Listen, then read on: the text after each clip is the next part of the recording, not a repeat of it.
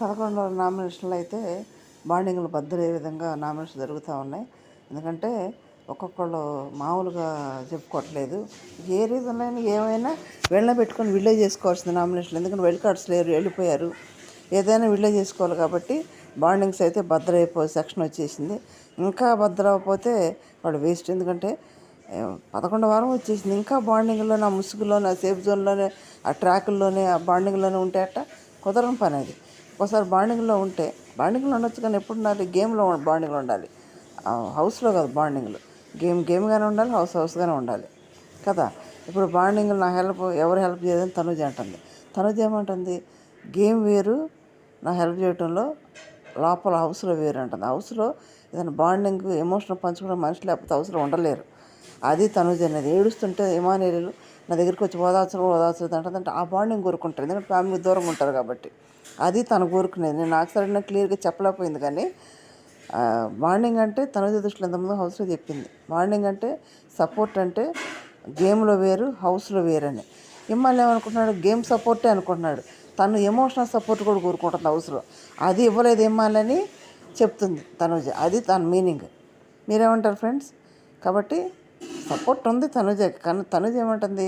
Game support కాదు, హౌస్లో emotional support అని అంటుంది. అది అమ్మాయి చెప్పేది. ఇప్పుడైతే 11వ నామినేషన్లు ఎవరు ఉన్నారంటే ప్రమో ప్రకారం పవర్ అంతా కూడా తనుజ చేతికి ఇచ్చినట్టున్నాడు.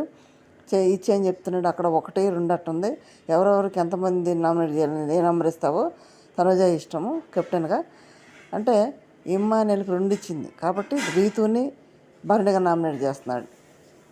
రీతునేమో నువ్వు గేమ్లో కన్ఫ్యూజ్ అవుతున్నావని భరణి గారిని నామినేట్ చేస్తా ఉన్నాడు ఇద్దరిని. తర్వాత డెమాన్కి ఒకటే ఇచ్చినట్టుంది, రీతుని నామినేట్ చేస్తున్నాడు. నీ వల్ల నేను చాలా హర్ట్ అయ్యాను, చాలా బాధపడ్డాను, నేను చెప్తుంటే నీకు అర్థం కావట్లేదు అని ఏడుస్తూనే చెప్తున్నాడు. ఇదైతే సీన్ సితారైనట్టుంది. అక్కడ ట్రాక్ అంత బద్దలైపోయినట్టుంది ప్రమోల ప్రకారం. ఇప్పుడు మొత్తానికి ఎంతమంది ఇదేరు? మొత్తం 7 నామినేషన్లోకి వచ్చారంట. 7 ఎవరు? భరణి, ఇంకా డెమాన్ అంట కళ్యాణ్ కూడా చేశాడంట. కళ్యాణ్ కూడా నామినేట్ చేశాడు. ఏమని? నాకు సపోర్ట్ చేయలేదు కళ్యాణ్, తనుజ అట్లా మాట్లాడుతుంటే ఫిజికల్ అంటున్నావు, మ్యాన్ హ్యాండ్లింగ్ చేస్తున్నావు అంటే నాతో నాకు సపోర్ట్ చేయలేదంటే కళ్యాణ్ నేను నాకు సరమని చెప్పాడు కదా, నేను చెప్పాను సార్ సారీ చెప్పమని తనుజ, కానీ చెప్పలేదు కాబట్టి తను ఆ విషయం మీద నామినేట్ చేశాడు డెమాన్ కళ్యాణ్ని. ఇప్పుడు బండి గారు నామినేట్ అయ్యాడు. దివ్య, రీతు, కళ్యాణ్, ఇమ్ము, సంజన, డెమాన్ ఈ 7 నామినేట్ అయ్యారు.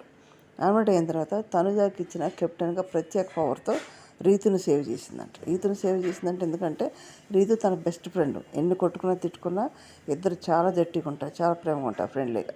పైగా అక్కడ డెమాన్ నామినేషన్ చేసిన తర్వాత రీతు చాలా ఏడ్చింది. మరి ఆ ఎమోషన్ తోటి ఏమన్నా రీతును కాపాడిందా, సేవ్ చేసిందా తనుజ అనేది చూడాల్సి ఉంటుంది. ఎందుకంటే ప్రతిసారి కెప్టెన్స్ టాస్క్లో కూడా తనుజకి రీతు సపోర్ట్ చేసింది, పక్కా సపోర్ట్ చేసింది. అందరిని కూడా అడిగింది తనుజ హెల్ప్ చేయమని. ఆ టైంలో దివ్య నా కెప్టెన్ అయింది కాబట్టి రీతుని సేవ్ చేసిందంట. ఇక మిగిలి ఎవరున్నారు? బండి గారు, దివ్య, కళ్యాణ్, ఇమ్మాన్యుయల్, సంజన, డెమాన్. ఇప్పుడు ఇమ్మాన్యుయల్ నామినేషన్లోకి వచ్చాడు. 11వ వారం వచ్చాడు. మరి ఇమ్మాన్యుయల్ కోటింగ్ అలాగే ఉంటుందా? 10 వారాలకు వచ్చాడు. తన ఫ్యాన్ ఫాలోయింగ్ అలాగే ఉందా? వేరే వాళ్ళకి డైవర్ట్ అయ్యారా అనేది ఇప్పుడు ఓటింగ్ పడితే కానీ ఇమ్మాన్యుయల్కి తన ఫ్యాన్ బేస్ ఎంత ఉందనేది మనకు క్లియర్గా అర్థమవుతుంది. అయితే తనుజ కూడా ఉంటే బాగుండేది. తనుజ ఇమ్మాన్యుయల్ ఉంటే పోటాపోటీగా వాళ్ళ ఓటింగ్స్, ఎందుకంటే వేరే రేస్లో వాళ్ళిద్దరి పేర్లు పెట్టారు కాబట్టి వాళ్ళిద్దరు ఉన్నట్టయితే వాళ్ళిద్దరికి ఎలాంటి ఓటింగ్ పడేది మనకు క్లియర్ కట్గా అర్థమైంది, ఎవరు విన్నర్ అర్థమైపోయేది. కానీ తనుజ కెప్టెన్ అయింది కాబట్టి ఇమ్మాన్యుయల్ ఇచ్చాడు. మరి వీళ్ళు మీ ఇష్టమైన కంటెస్టెంట్ ఎవరో ఓటేసుకొని కాపాడుకోండి. ఎవరికి వేస్తున్నారో కూడా చిన్న కామెంట్ చేయండి. లైక్ చేసి, షేర్ చేసి, సబ్స్క్రైబ్ చేయండి. Thank you.